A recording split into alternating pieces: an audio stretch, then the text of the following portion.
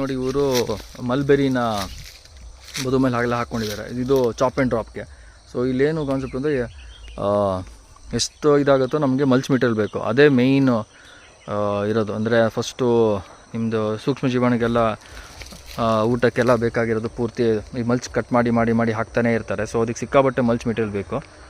ಮತ್ತು ಇಲ್ಲಿ ಇಂಥ ಸಮ್ಮರಲ್ಲೂ ನಿಮಗೆಲ್ಲ ಕಾಪಾಡಬೇಕು, ನೀರು ಕಮ್ಮಿ ಸ್ವಲ್ಪ ಇದು ಮಾಡಬೇಕು ಅಂದರೆ ಈ ಮಲ್ಚ್ ಸಿಕ್ಕಾಬಟ್ಟೆ ಇಂಪಾರ್ಟೆಂಟ್. ಸೊ ಎಲ್ಲಾಗತ್ತೋ ಎಲ್ಲಿ ನಾವು ಈ ಥರ ಕಂಪನಿ ಪ್ಲಾಂಟ್ಸಿಂಗ್ ಇಂಟ್ರೊಡ್ಯೂಸ್ ಮಾಡಿ ಆಮೇಲೆ ಈ ಥರ ಮಲ್ಚಿಂಗ್ ಎಲ್ಲ ಇದೆ ಕಟ್ ಮಾಡ್ತಾ ಇರಬೇಕು. ನಮ್ಮದು ಎನಿವೇಸ್ ಆ ಥರ ಮಾಡ್ತಾಯಿದ್ವಿ. ಬಟ್ ಇಲ್ಲಿ ಇವರು ಕೆಲವುದೆಲ್ಲ ತುಂಬ ಈ ಹಾಳ್ವಾನದ ಬಗ್ಗೆ ನಂಗೆ ಗೊತ್ತೇ ಇರಲಿಲ್ಲ. ಸೊ ನಾವು ಗ್ಲಿಸಿಡಿಯಾ ಮತ್ತು ತೊಗರಿ ಎಲ್ಲ ಹಾಕ್ತಾಯಿದ್ವಿ. ಬಟ್ ಹಾಲ್ವಾನ್ is also very good companion plant. ಅಗಸೆ also is another companion plant. ನೋಡ್ಬೋದು ಇವ್ರ ತೋಟ ತುಂಬ ಚೆನ್ನಾಗಿದೆ. ನಮಗಂತೂ ಸಿಕ್ಕಾಪಟ್ಟೆ ಇನ್ಸ್ಪಿರೇಷನ್. ಎಸ್ಪೆಷಲಿ ನಮ್ಮದು ತೋಟದ ಎಲ್ಲೋ ಹೇಳ್ತಾರೆ ಬೇರೆ ಕಂಡೀಷನ್ ಇರ್ಬೋದು ಅಂತ. ಇದು ತುಂಬ ಸಿಮಿಲರ್ ಕಂಡೀಷನ್. ಅಂದರೆ ಎಕ್ಸಾಕ್ಟ್ಲಿ ಸೇಮ್ ಎಲ್ಲೂ ಇರೋಲ್ಲ, but at least very similar to what ನಮಗೆ ಹೆಂಗಿದೆಯೋ ಅದ್ರ ಪ್ರಕಾರ ಇದೆ ಇದು. ಸೊ ಇಲ್ಲಿ ಬಂದು ನಮಗೆ ಸಂತೋಷ ಆಗುತ್ತೆ. ಯಾಕೆಂದರೆ ನಾವು ಅಂಥದ್ದೇನೋ ಪ್ರಾಕ್ಟೀಸ್ ಮಾಡಿದ್ರೆ ನಮ್ಮದು ಸರಿ ಹೋಗುತ್ತೆ ಅಂತ, ಇನ್ನೊಂದು 1 or 2 years ಸರಿ ಹೋಗುತ್ತೆ ಅಂತ ಕಾನ್ಫಿಡೆನ್ಸ್ ಇದೆ ನಮಗೂ.